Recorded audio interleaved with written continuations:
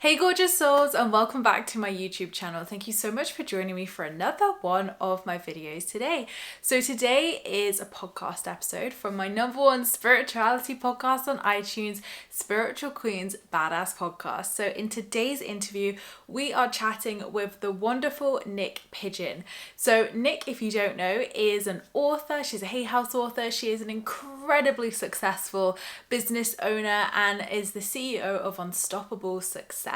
She brought so much to this conversation, and we had such a deeply enriching conversation about business, about the coaching industry, about how we can have unstoppable success in all areas of our life, even if you don't have a business, and what it really takes to step into that alignment with your business, with your own success and abundance. So this is a fantastic conversation that you are not going to want to miss, and I really hope you're going to enjoy this.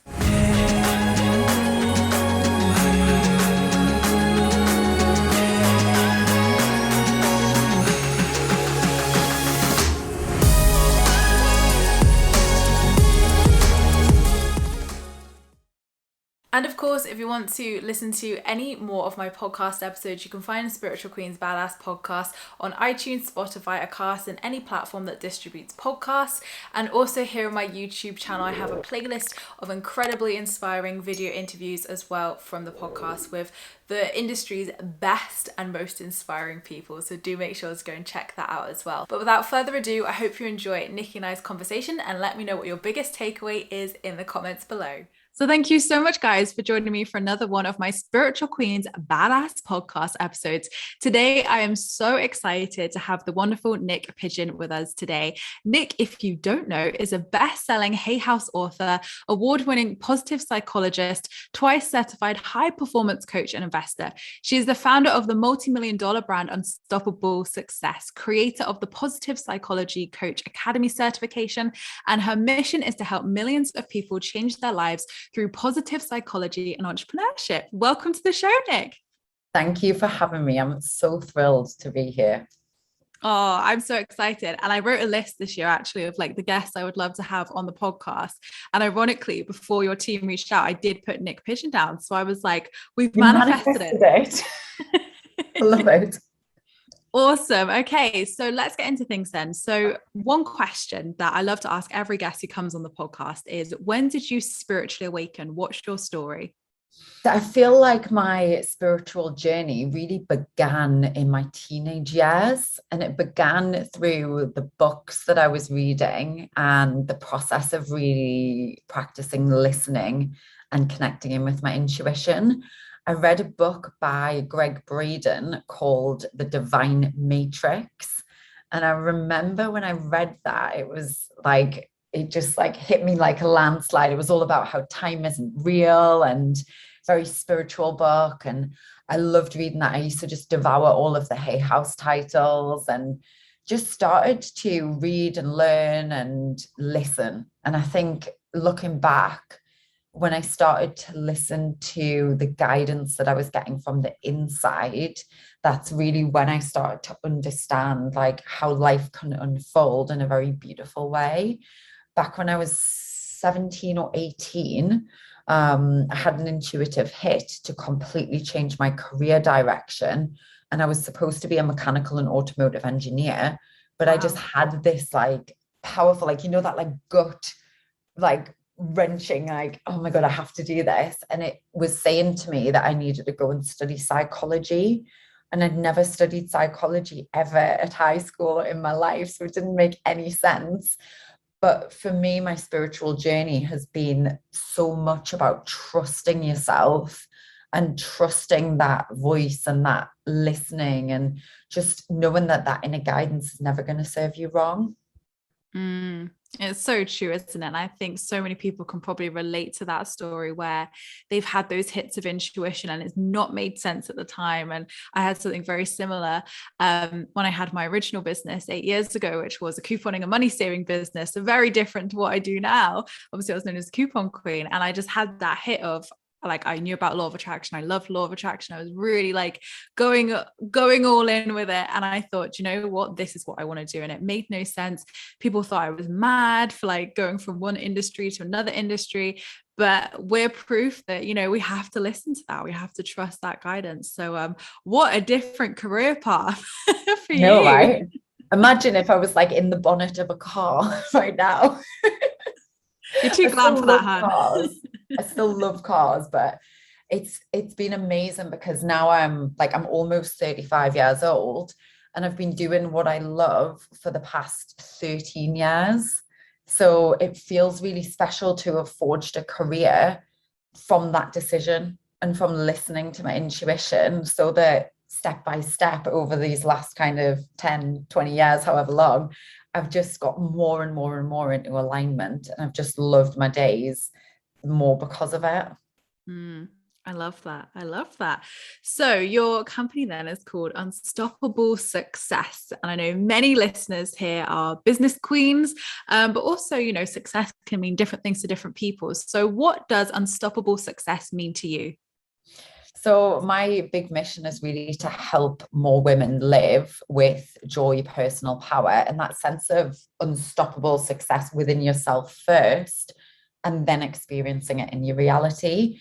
So for me, unstoppable success is a feeling, it's a knowing inside of you that you have full certainty and you're always going to be able to do anything that you put your mind to, because you're never going to give up on yourself and you're never going to quit.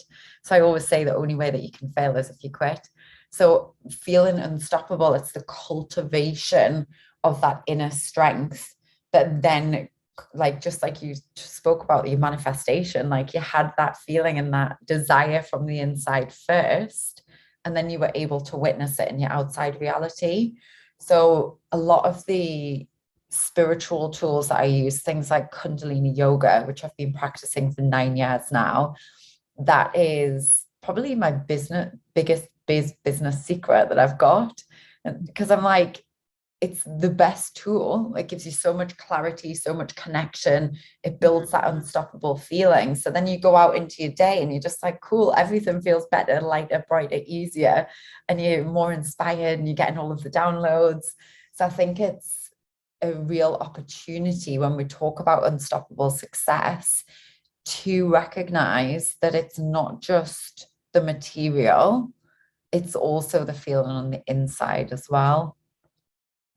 Absolutely. Couldn't agree more with you, Nick, because I've gone on that journey myself, like obviously with manifestation, like having all those, you know, big goals of like business success, book deals, all of it. And I hate all of it. And then was like, oh, I have this gaping big void within me that feels so much unfulfillment. Hang on a minute. I thought that all these things would bring me happiness. I thought all these things would fill that void. So it was a big realization for me of like what my version of wealth was and what my version of success was.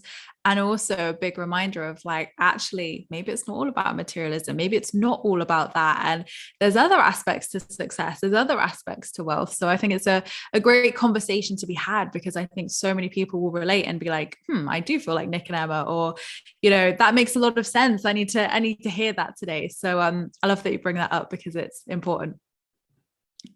Yes. So positive psychology, then I'm so fascinated to hear what positive psychology is. So how can we use positive psychology to live a happy life? So it's the science of thriving, and it's an evidence-based body of work that tests interventions and runs experiments to show us what it is that's going to allow us to flourish within ourselves, within communities, within organizations, relationships, and like the world at large. And honestly, when I first started studying positive psychology, everyone thought I was weird, because back then in 2010, or maybe even earlier when I started studying it, maybe 2008, nobody knew about it. It wasn't in magazines, it wasn't on the internet. It was like this weirdo thing that everyone on the degree course that I was doing it with was like a lot older than me, and there was like a lot of like meditation and things, and it just wasn't normal. So the fact that positive psychology is now mainstream just shows how powerful it is and how powerful that ripple effect is, so that we can start to really recognize in our own lives the shifts that it can bring. So a lot of the ideas and the concepts in positive psychology aren't new. So it's things like gratitude, or understanding your strengths and what you're good at, or finding meaning and purpose in your life. These things have been spoken about for many years in religions, in philosophy, by your grandparents.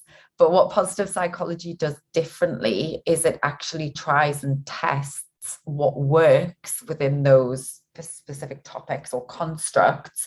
And then it gives us the proven tools.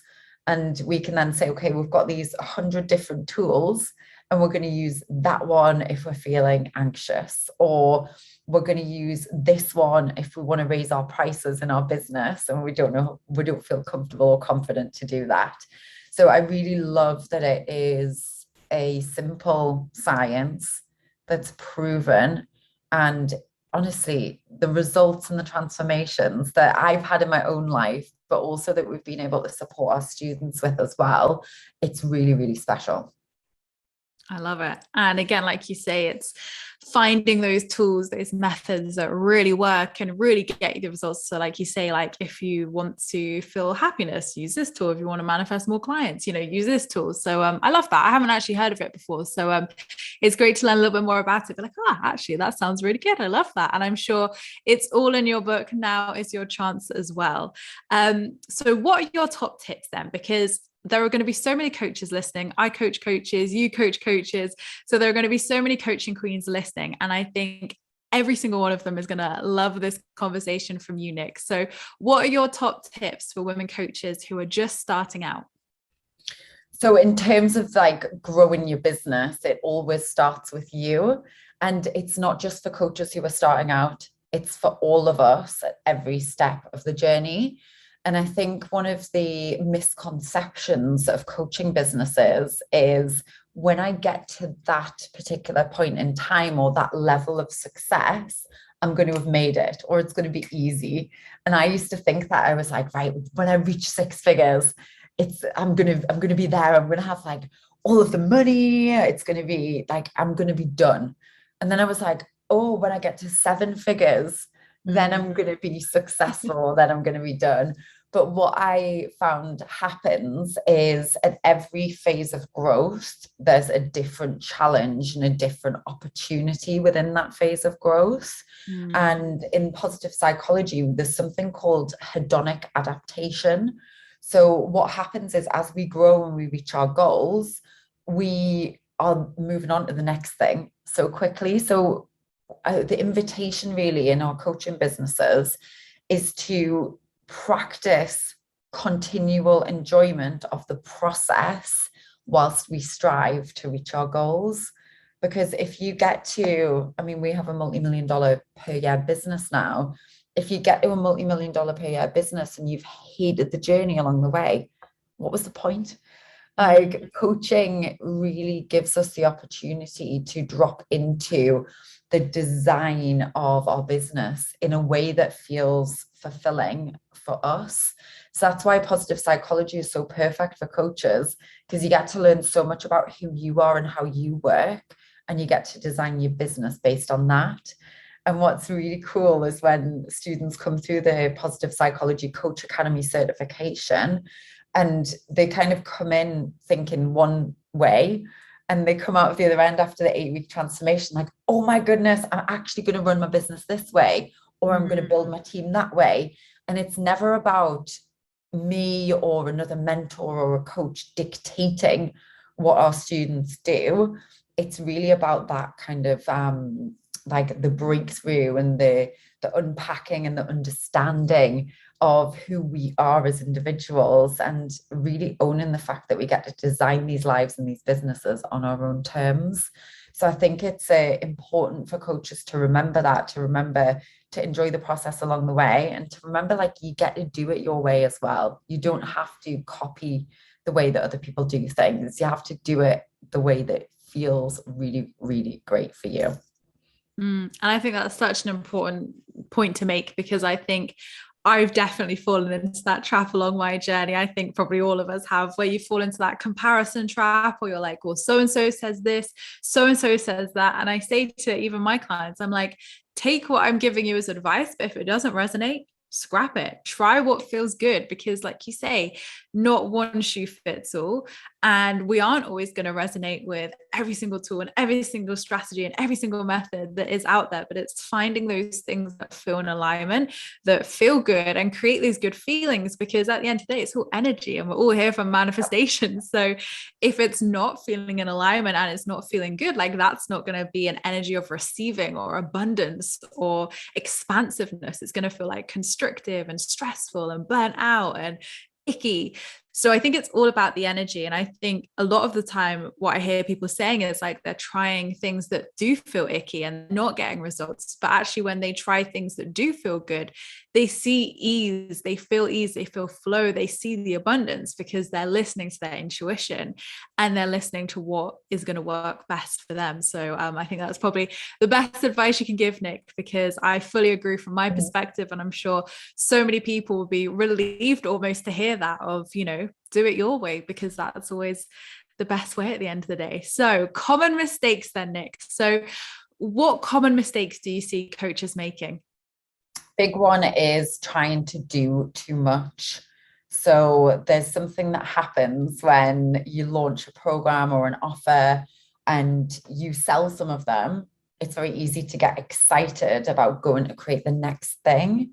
And actually, I mean, I learned the hard way with this as well, because when I grew from when I started, I did 35K in 35 days. And then I did my first $100,000 in 3 months.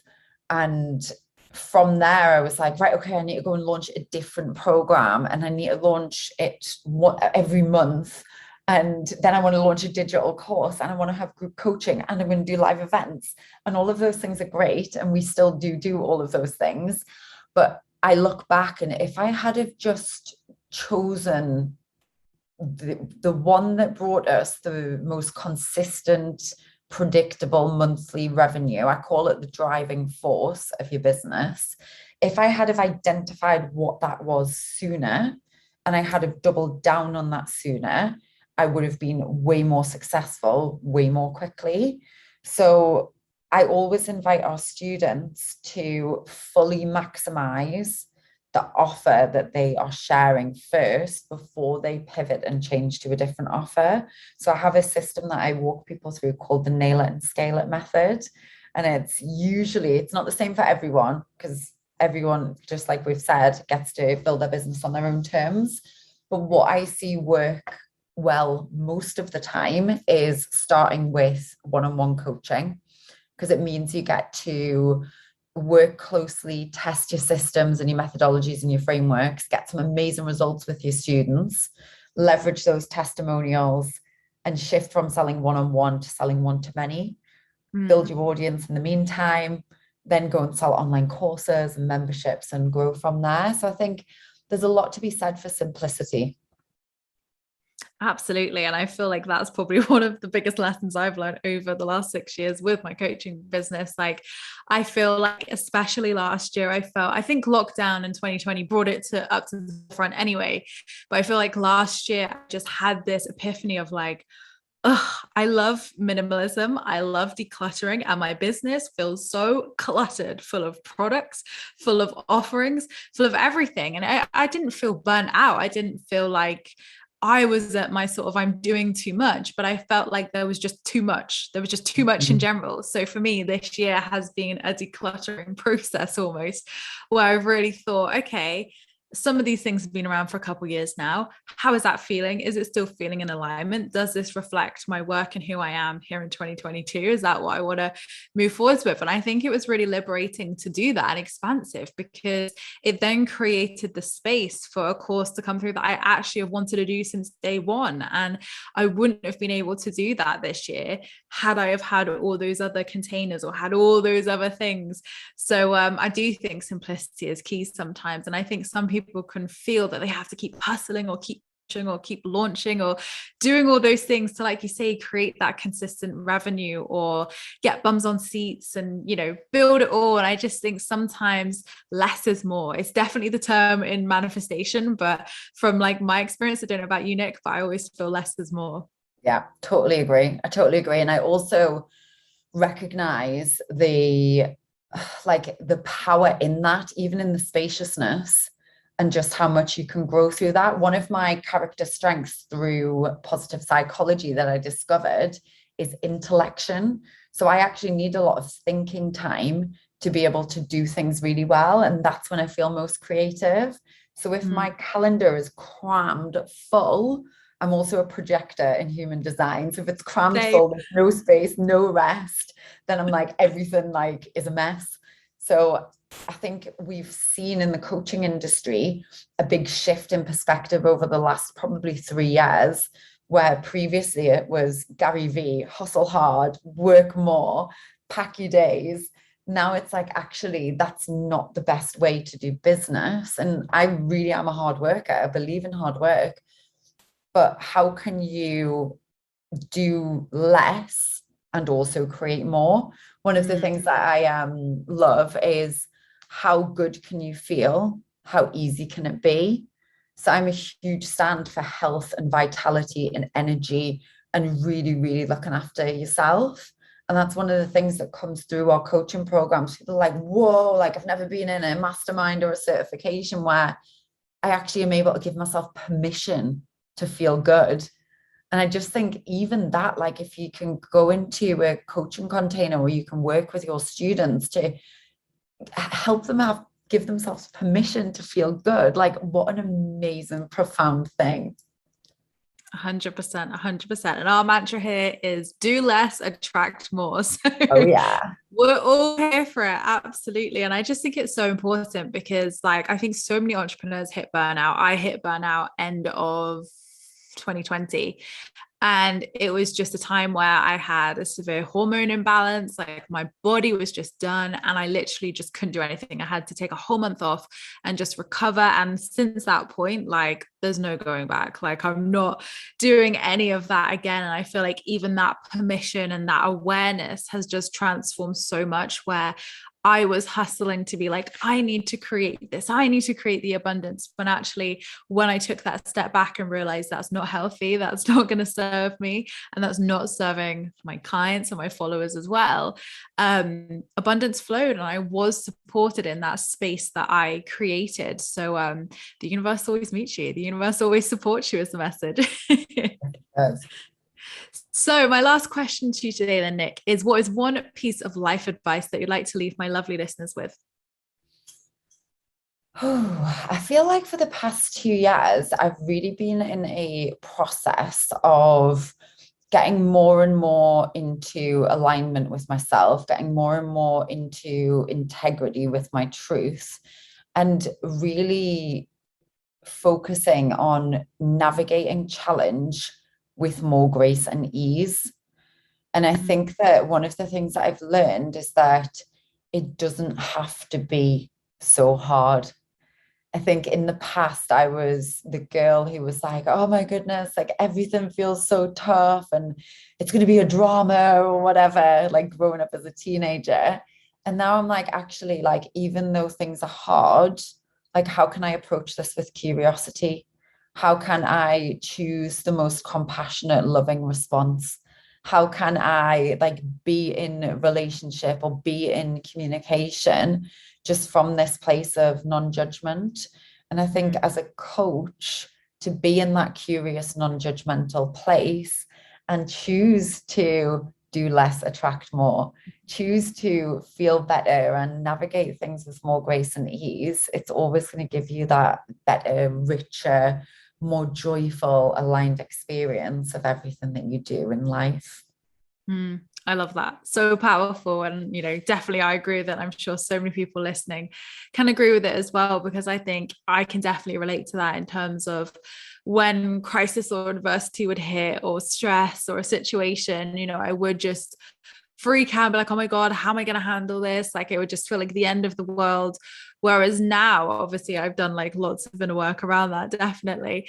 But now I just, like you say, navigate it with what's the opportunity here? Like what is presenting itself here? Like I may not be able to see it right in that moment, but there will be an opportunity, even if it takes a couple of weeks or a couple of months to see that. So it's always so important to, like Nick said, yeah, have compassion, have more love, be more gentle, give yourself permission. All those things are stuff we don't do enough. So I definitely agree. So let's talk about your book then. Now is your chance, published by Hay House. So what can we expect in the book and where can we get it? So the book was actually dubbed the Bible for happiness, which I'm so grateful someone said that, because it literally gives you a tool or a positive psychology intervention that you can use every day for 30 days. So it's a guidebook to help you live your happiest life. And you can either do the 30-day challenge and do it kind of from start to finish. I've also loved using it as like an oracle deck. So even though it's a book, like flicking it open at one page and just choosing that intervention and choosing to be guided and just do whatever comes through. I love that. I love that. So where can my lovely listeners find you, Nick, if they want to learn more about your work? Instagram is where I love to hang out. So I'm Niyc Pidgeon on Instagram, and the Unstoppable Success podcast as well. I'm like you, I love having amazing conversations, and it just feels so personal, doesn't it, when you're doing solo podcasts or interviews, just to really be able to powerfully connect. So they're my two favorite places. Amazing. And what's next? What's coming up for you? I'm actually writing another book. So I'm writing a positive psychology book, which is going to be a positive psychology informed approach to suicide prevention. And that sounds like it's very kind of opposite to happiness, but it's actually one of the most inspiring, empowering, joy-filled processes doing this research, because I can just see how important the work is and the impact that it can have. So I'm really, really excited for that book to come through.